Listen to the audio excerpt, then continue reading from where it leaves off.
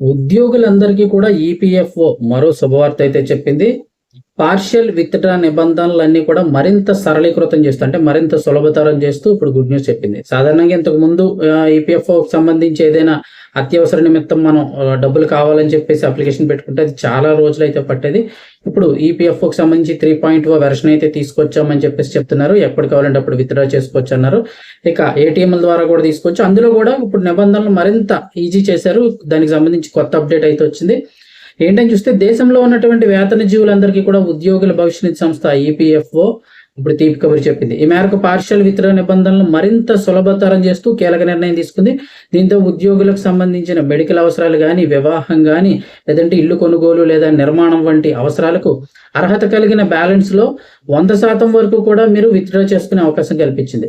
ఇంతకు ముందంటే మీ అవసరాన్ని బట్టి 50% లేదంటే 75% ఇలా కొంతమంది మాత్రమే విత్డ్రా చేసుకునే అవకాశం ఉండేది. ఇప్పుడు అలా కాదు, 100% కూడా విత్డ్రా చేసుకోవచ్చు అని చెప్తున్నారు. తాజా నిబంధనల మేరకు పార్షియల్ లేదా పూర్తి డబ్బు విత్డ్రాకు ఎంప్లాయర్ అనుమతి అవసరం లేదు. యూఏఎన్ అంటే మీకు సంబంధించిన universal account number, UAN number ఉంటుంది కదా, దాంతో ఆధార్, బ్యాంక్ డీటెయిల్స్ లింక్ చేసి కనుక మీకు ఉంటే, అంటే క్లియర్గా మీ అకౌంట్ క్లియర్గా ఉన్నట్లయితే యూఏఎన్ నెంబర్కి ఆధార్, పాన్ కార్డ్ అన్ని కూడా లింక్ చేసి, మొబైల్ నెంబర్ కూడా లింక్ చేసి ఉంటే మొత్తం ప్రాసెస్ అంతా మీరు ఆన్లైన్లోనే పూర్తి చేసుకోవచ్చు. కంపోజిట్ క్లెయిమ్ ఫారం ఆధార్ ఉపయోగించి మీరు సులభంగా దరఖాస్తు చేసుకోవచ్చు. ఇది వరకు ఏంటంటే మెడికల్ అవసరం నిమిత్తం కానీ, లేదంటే పెళ్లి లేదా ఇల్లు నిర్మాణం వంటి కారణాలు ఏదైనా ఉంటే పలు సర్టిఫికెట్లు సమర్పించాల్సి వచ్చేది. మెడికల్ పెడితే హాస్పిటల్ బిల్స్, మెడికల్ సర్టిఫికెట్స్ ఇవన్నీ సబ్మిట్ చేయాల్సి వచ్చేది. లేదంటే ఇల్లుకి మళ్ళీ లోన్ ఏం పెట్టుకున్నారా అవి పత్రాలు అవి ఇవ్వాల్సి వచ్చేది. మ్యారేజ్కి అయితే మ్యారేజ్ సర్టిఫికెట్, లేదంటే మ్యారేజ్ వివాహ పత్రం అంటే శుభలేఖ కానీ ఇలాంటివి కూడా ఇవ్వాల్సి వచ్చేది. ఇప్పుడు సెల్ఫ్ సర్టిఫికేషన్ ఇస్తే సరిపోతుంది.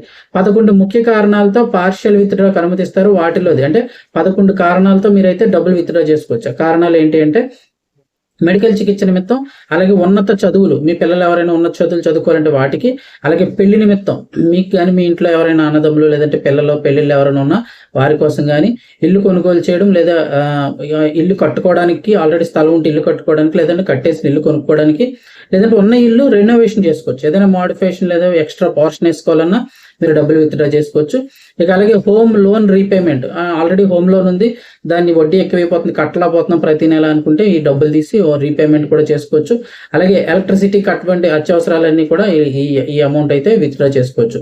ఇక అలాగే రిటైర్మెంట్ ముందు 1 సంవత్సరంలో పిఎఫ్ ఎంత ఉంటుందో అందులో మీరు 90% విత్డ్రా చేసుకోవచ్చు.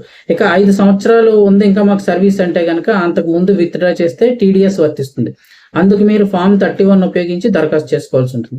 ఇక మరిన్ని వివరాలకి ఏంటంటే మీరు వెబ్సైట్లో అయితే కనుక చూడమంటున్నారు. ఎందుకంటే 2025లో విత్డ్రా అప్లికేషన్లు 20% పెరిగినట్లుగా ఈపీఎఫ్ఓ పెట్టింది.